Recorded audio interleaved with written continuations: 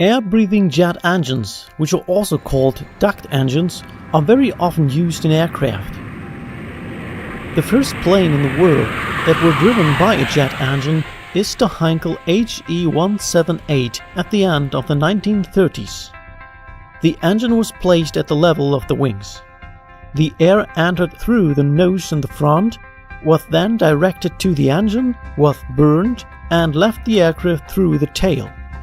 Because engines still work today according to that principle, let's examine the engine of the HE-178 and its working principle. First, the engine has an axial compressor, which compresses the air that flows parallel to the axle. A centrifugal compressor is placed behind it. It compresses the air to the outside. An air diversion is placed in line, making sure that the air flows in the right direction into the combustion chamber.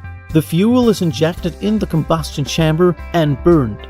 At first, this is achieved with igniter plugs, but once running, the engine only requires an input of fuel to maintain a self-sustaining combustion cycle. The combustion leads to a rise in temperature and an increased speed of the gas flow. The turbine is set in motion and drives both compressors. Finally, the exhaust gases leave the airplane in a fast-moving stream. This produces thrust.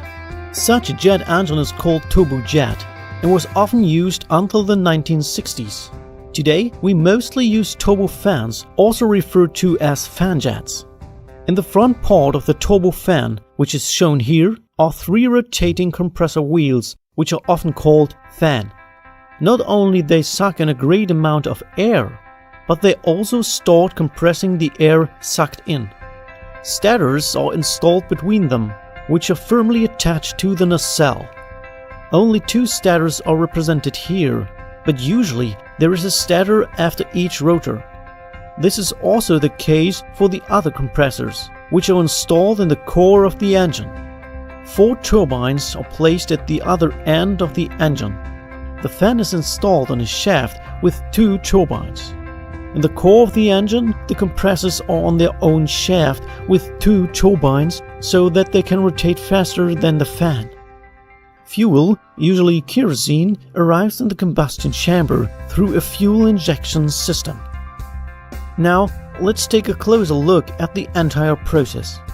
The air is sucked in from the front into the turbine by the blades of the rotors, accelerated and compressed thanks to the stators. The air is then divided into a bypass airflow, marked in blue, and a core flow, marked in red. The bypass airflow goes past the core engine and is not used for the combustion of the fuel. The rotating fan accelerates the bypass airflow, which creates a strong thrust at the exit of the engine. The core flow is used for the combustion of the fuel, which drives the 4 turbines and allows fan and compressor to be set in motion.